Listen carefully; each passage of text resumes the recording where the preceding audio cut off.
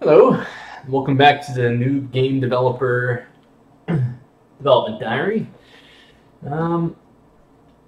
Today I'm going to be focusing on wind, and I'm going to wait for a few more people to trickle in. Today I'm going to be focusing on wind. Had some feedback there. I'll be focusing on wind today since I'm in South Florida and we have a giant hurricane coming at us. And I apologize to anyone that was waiting for the MP game. I had a few people comment about it, and a mix of me getting extremely sick and having to prepare for the hurricane kind of, sort of stealth nuked the MP game. But anyway, we have here a neat little thing I found that shows a giant climatological model of the Earth, which revolves around air and ocean currents and various conditions you can alter. And you can look at it through time. You can look a number of days behind, a number of days forward. You can see right now we have the present time.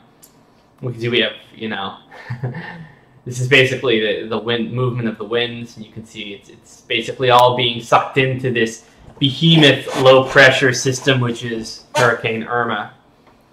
And you zoom out, and you can see the larger current trends, the historical trends. You can see the trade winds pretty conspicuously.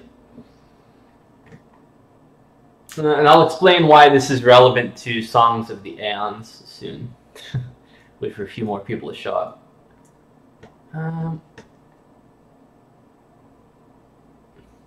Hey, Aries. And here we are out east. So, anyway, let me pull up Discord. I'll be talking on the various chats and on Discord, too, in the Songs of the Eons technical. And the general idea is, in Songs of the Eons, I want to be able to replicate, first off, the dry side and the moist side of a mountain, and where the wind happens to be blowing from and what ocean is nearby, etc., has a really important role there, where you tend to have high and low pressure systems, right? So we can see in Google Earth that when we go someplace like northern Iran, we can see that we have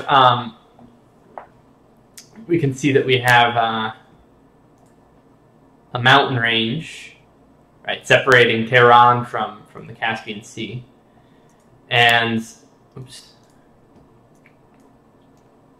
you can see that there is a sort of a nice moist green side, and then on the opposite side of the mountain you have arid conditions. And the reason is because if we look at the typical wind patterns, usually in deserts you have a lot of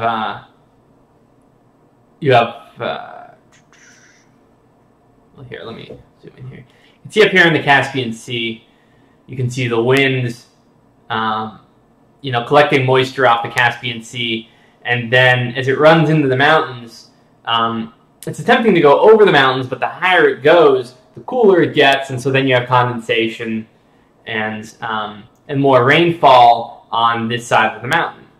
And by the time the wind manages to snake around, as the air currents snake around the mountain, by the time they get to the other side, they tend to be depleted of whatever kind of moisture was that they were carrying along with them. And so you can see that, right? You can see the mountain shadow, as it's called, on Google Earth even. And this is how it's been for a very long time historically as well. You can see this is also true in a lot of different places, right? So you can see, in Georgia, relative green on the northern coast of Anatolia, on the southern coast of Anatolia. Anatolia is considerably more dry.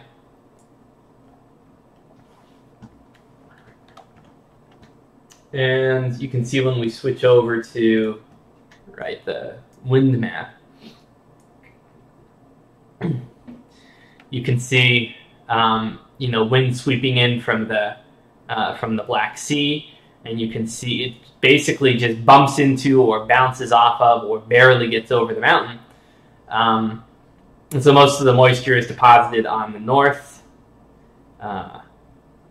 and what gets into the interior generally isn't carrying much moisture. And you can see that again on Google Earth, right? All the moisture is deposited along the coast as it's trying to get over the mountain. And you can see that's also the case right down south, too. See? Boink, boink, boink, boink, boink, boink. And then once again, when we check Google Earth, ta-da, green around the south. And then you have the nice farmlands of Silesia around the Tarsus Gates. Yeah, I find that all quite interesting. And you can see again, in the Levant,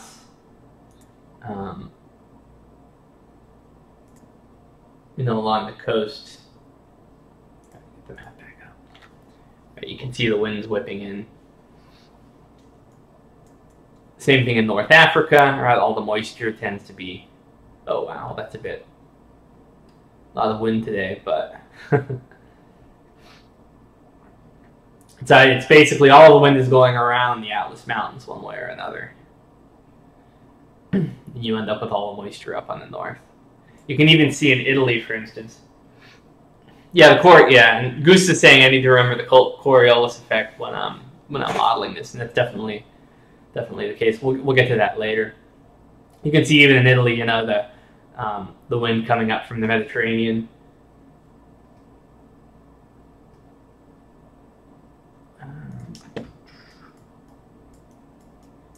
You can see even the same effect. You have a shadow of the mountain, but in the case of Italy, you have the Po Valley, where you have basically because you end up having you also have, lots of water coming down from the Alps. You basically have a river valley as well, so it's pretty moist in there anyway. And it's interesting. Something I really started thinking about a lot while I was hiking around in Hawaii. And when I was in Maui, I noticed there was this really pronounced in Hawaii. You have these pretty tall peaks, and you have a really green side of the island, and you would have really dry side of the island. You have a mountain peak here, green side, dry side. And you even have some of the islands where the shadow of the mountain is so big that even the island behind it is dry as well. Interestingly. And of course, when you look at the map, the wind map, if we were to zip over to Hawaii, you'll probably see that effect. Yeah, you can see how the wind is all whipping in from this direction. Interestingly, you can see over on the Big Islands, you have some current coming back and hitting the backside of the island. I'll bet you anything if we check the Big Islands, we'll actually see a green spot there as well. I'll bet you. Maybe I'm wrong, but let's see. Just out of curiosity. Google Earth is scripting. Yeah, we even have some green on the opposite side. Yeah, because you have those little microcurrents whipping around and trying to bring moisture up the mountain, getting too cold, and then getting relatively persistent precipitation. This is important because, and yeah, Nicholas Rowe, we're researching wind patterns. This is important because we go into Unity, we check our map out, everything can't just be green. Everything can't have equal moisture and equal green, right? You need some places that are like Arab scrubland. You need some places which are verdant green plains. You need some places that are super damp, rainforest type locations. Most importantly, you need to know where the agriculture is going to be, right? And so while we're going to have some rivers, you can see I was kind of screwing around with rivers here, but we're going to have some rivers. They can't be the only source of where you have decent agriculture, right? Plenty of locales, got enough rainwater and had creeks as a result of persistent rain and things like that, where you could do a decent amount of agriculture. So, yeah, and one of the reasons I'm bringing up climate and wind and mountain shadows and things like that is this isn't something I know tons about, and so anyone out there who knows a bit more on this subject, I'd love to have you participate and help fill in the gaps in my knowledge, because I'd like to have, even though we're on iteration 1, we want to be able to have at least a quasi decent simulation of where moisture is supposed to be. So that'll be nice to have. So swing by the Discord and the Songs of the Eons channel, all right, over here, if you want to participate in that regard.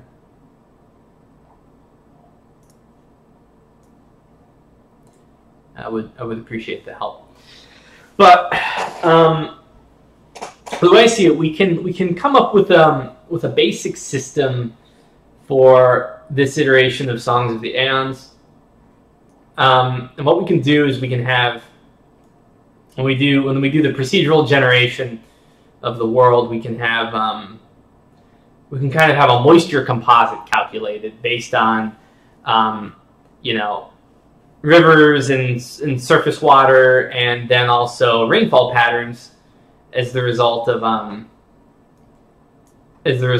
wind and terrain. And in order to do that, I think we need to have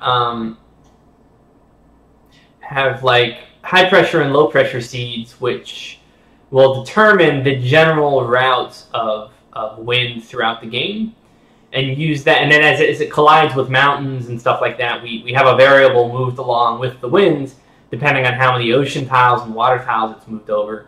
And then once it starts moving over land, it begins depositing moisture along the way, right? So if we have a high pressure system here and a low pressure system up here, then the wind would try to move in that direction. We can try and create some kind of Coriolis effects, but it'll be a bit complicated.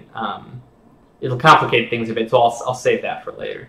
But anyway, right, you would then have your air molecules moving across the ocean, and each ocean tile it moves over, it can collect more moisture, and then it drops a certain amount of moisture as it goes.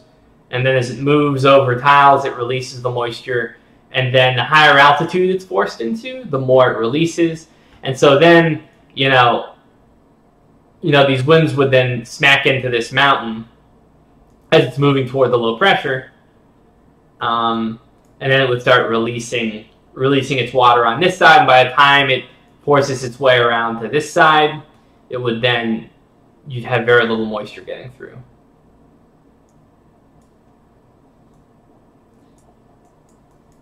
Of course, we would also, conceivably be having,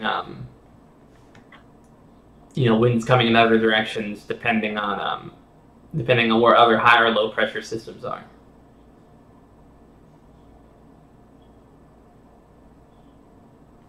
But I know everyone's impulse will be to want to add more and more and more variables into the calculations as possible, but I think it's important to start with something relatively simple at first. try to represent the most important things. So Nicholas Rouse says, are we assuming that the only thing different from Earth is the terrain? For now, yes, Nick. That would be distance from the sun, direction of the planet spins the same, being the same. Yeah, we can assume that the planet is spinning the same.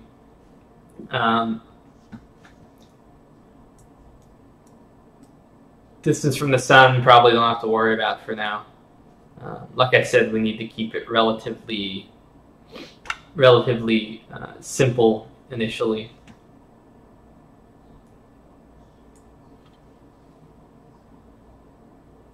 And yeah, height.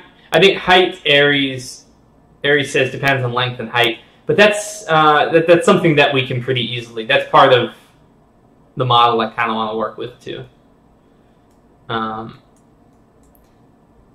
But could get tricky. I want to make something that's thorough, but not too computationally intense. And right now, I'd be going tile by tile, from that initial pressure system.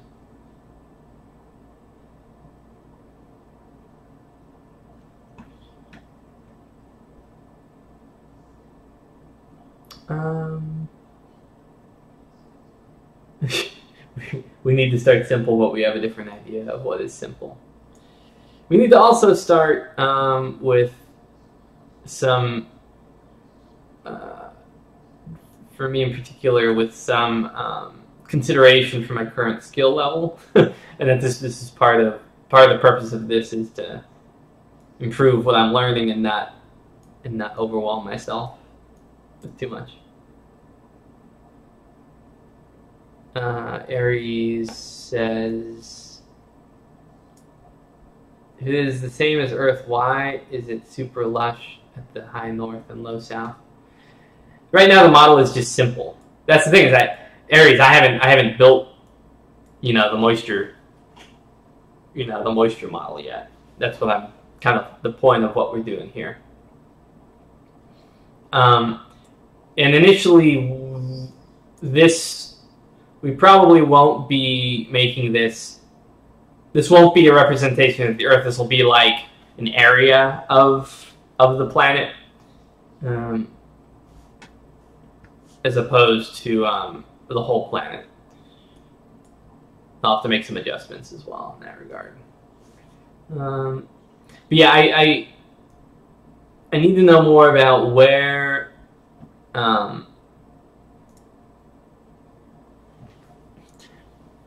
and why certain pressure systems form, and for this particular level of what we're working on now, I don't want to get into too many dynamic weather patterns, just because I want something where I can click and then have different moisture levels on the terrain based on procedural generation conditions. An interesting world. I need to do some more work on the map too. I need probably fewer seeds, fewer higher elevation seeds, more lower elevation seeds. Big part of wind is based on temperature due to the amount of sun that hits it. Right, so like deserts tend to generate high pressure because you're causing the air to rise up and sort of like convect away.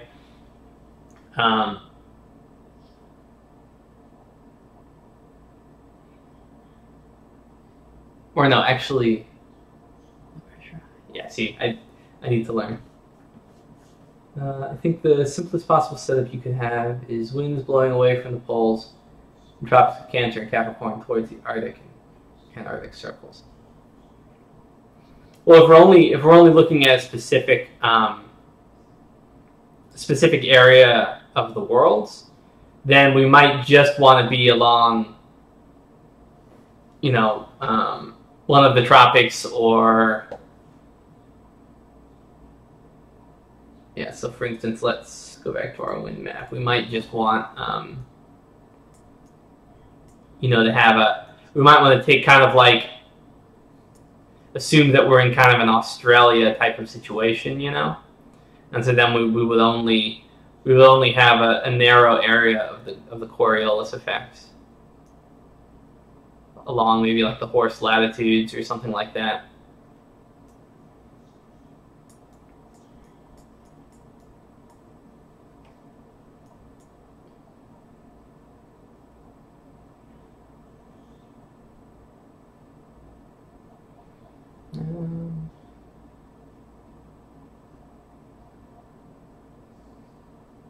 So you create a vector that combines the average wind direction determined by latitude and the effects of body of water. Yeah, that would be. So I kind of imagine just the initial impulse that you would have, for the purpose of the procedural gen, you would assume that a high pressure system would exist. In particular places, and then low pressure systems would exist as well. And then you would kind of run a model for a while where you would have wind moving from tile to tile, picking up moisture when going over water and dropping moisture depending on certain conditions, right?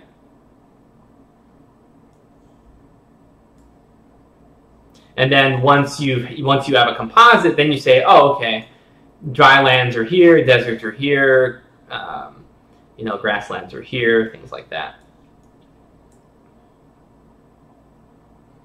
Gusta, I don't have the river code working yet because I haven't worked on anything for a week because I've been sick and or preparing for a hurricane.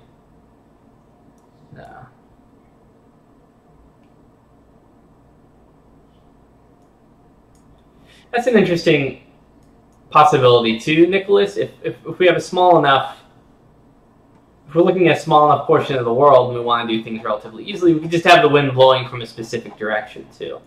That would simplify things. Whoops, I meant to go to the other map. So, go to a specific area and then you end up having, all the wind blowing in a particular direction. This would simplify the model, make it easier initially, because you can set the standards and criteria for the different tile types pretty easily, and those don't change regardless of how you mess with the wind model.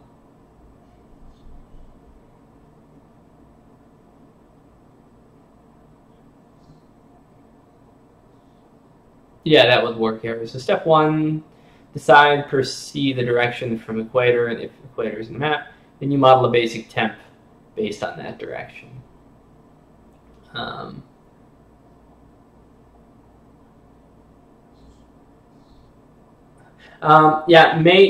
Mate. The idea, I guess, is we were sort of aiming with like the first iteration of the game. You would be looking up the first iteration of Songs of the Eons. You're looking at kind of a smaller chunk of the ultimate gameplay, right? So a more narrow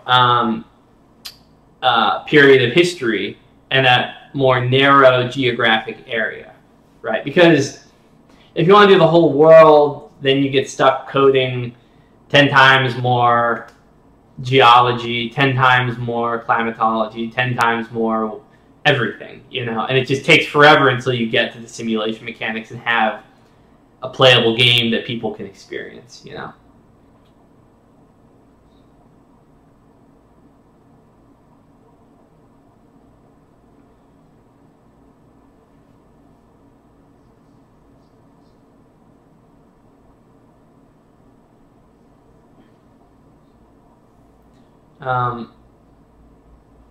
Then you model a basic temp based on what direction. Why don't we start by looking at where civilization started in the Indus? I am nervous about doing, I guess. Yeah, the question is, now we're getting into a separate question of how we want the game to start. Like what what flavor that initial first iteration is. And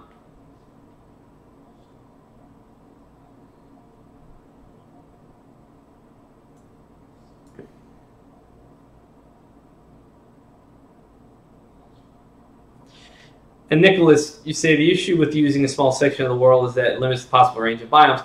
That's kind of the idea initially, to have a more limited, manageable scope. It's like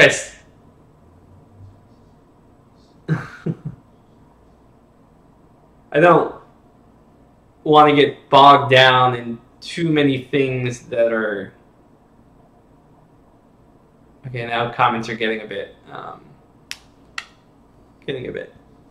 random, but we were thinking of, you know, the initial iteration of Songs of the Eons kind of being a Greco-Phoenician colonization type of spiel, where you are kind of a early Iron Age, late Bronze Age society. You're kind of colonizing a new land which has either late Neolithic or early Bronze Age civilizations already there.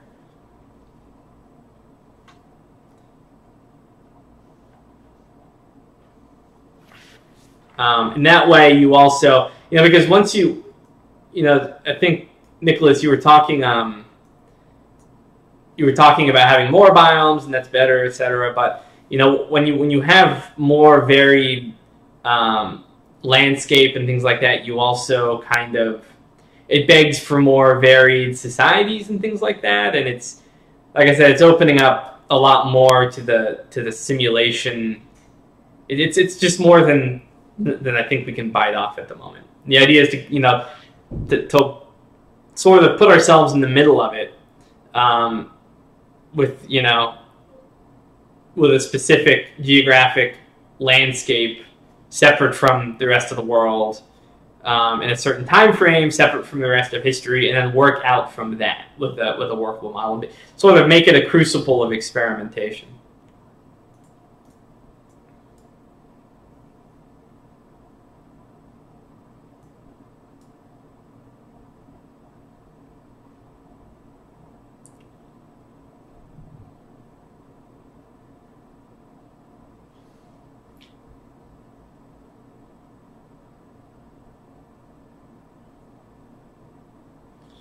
Okay, so we're going to work on the river code.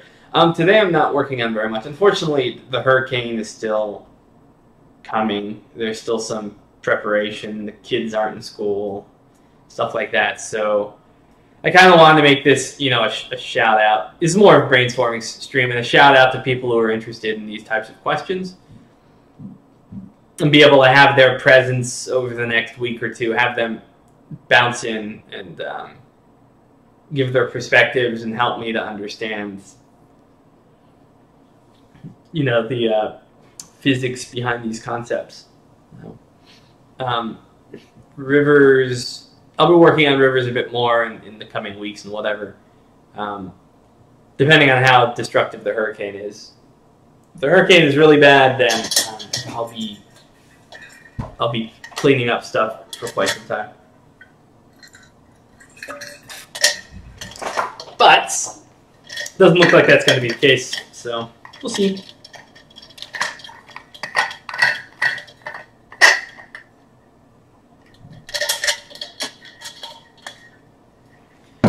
Yeah, Mate, you have to, I know, I mean, of course we want plate tectonics and proper climate and things like that, but, you know, you can only do one thing at a time, right?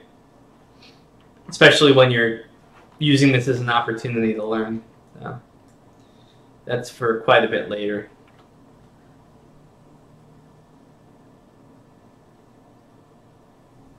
Does YouTube have top hat beavers?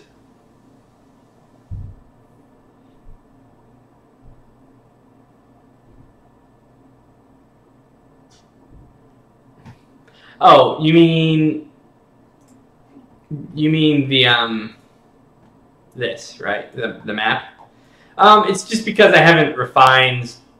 What I need to do, I think I mentioned earlier in the streams too. I need to just reduce the amount. I've barely tuned the elevation seeds at all. What I need is to have fewer elevation seeds, but then have a second tier of elevation seeds that will then, after all the main ones are set, we'll go through and then set new added elevations, specifically the places that are above sea level, and then go outward. And what that'll do is it'll end up creating larger land masses with fewer islands and more plains and fewer mountains. Right now it's like, it's just kind of, you have all these weird land bridges and stuff like that. So, yeah, if you haven't been following the development streams very much, then I can see how you can understand that. But I've just been experimenting and learning C# and Unity and stuff like that. So.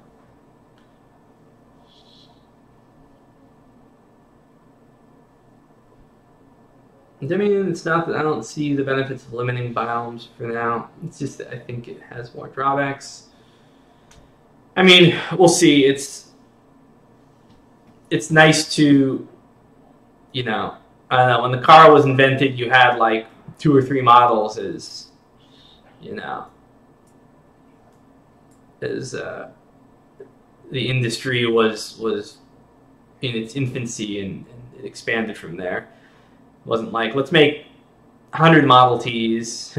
We'll have a model for every letter of the alphabet all at once. You know, you gotta start from somewhere. If you try to do everything at once, you get confused and discouraged.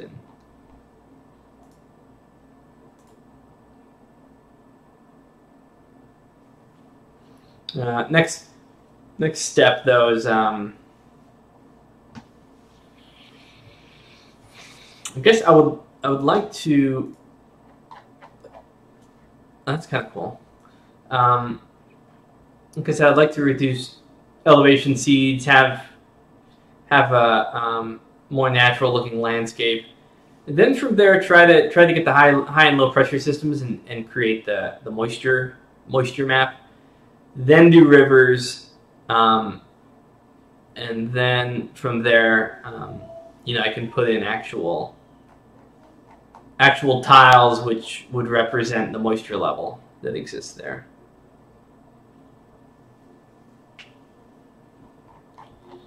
Yeah, so probably don't have that much time to look at code today.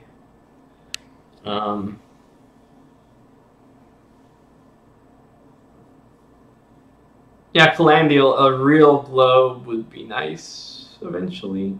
But again, that's more Top Hat Beaver territory type of stuff.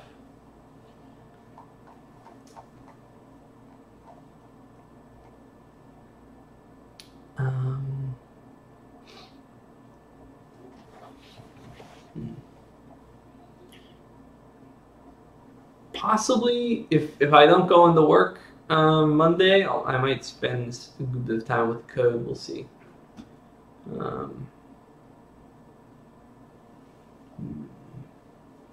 Anything else anyone wants to brainstorm about?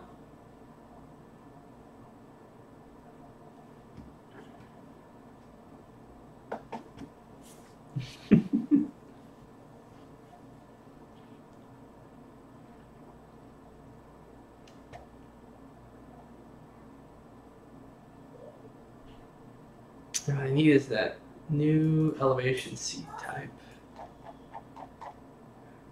I also need to make my code look nicer.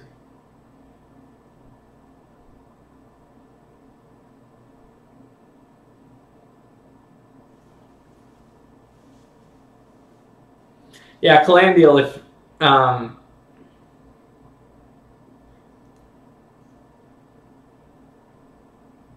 Calandial, you're worried about distortions on a 2D map, but if the first iteration is dealing with just a narrow area of the world, then distortions are significantly less troublesome.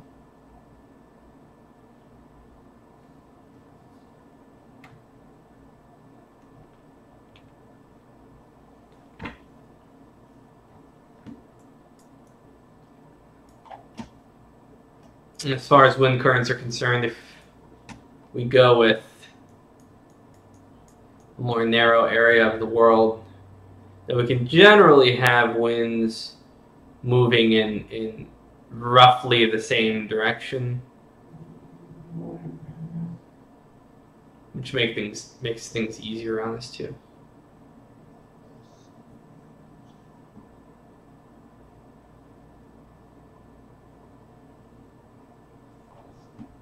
Because I mean, well, yeah. If we're looking at even if we're just looking at the Mediterranean, you have so much so much diversity.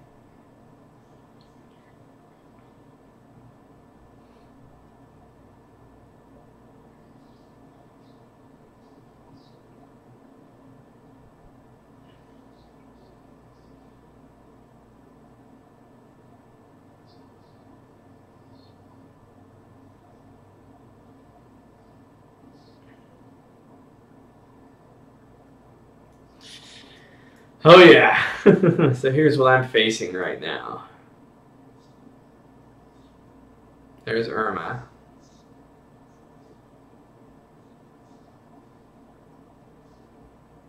It's gonna be running up Tampa. I live right there.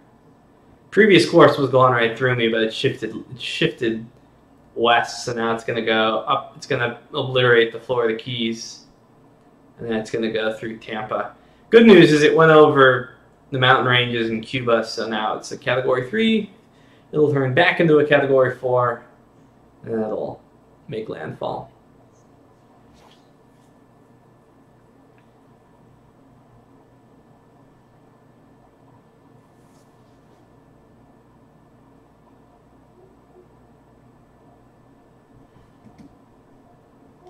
Here's the next one coming.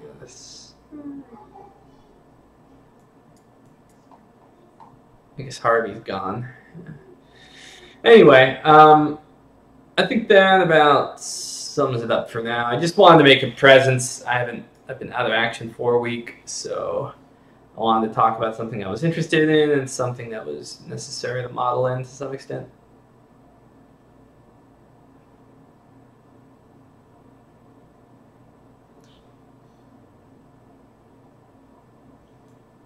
It will intensify Nicholas, but it was previously it was expected to turn into intensify into a Category 5, but now it's going to go 4, and then it's gonna pick up water in the Gulf Stream, or pick up moisture because it's nice and warm, and it'll do its thing. Yeah, pretty scary.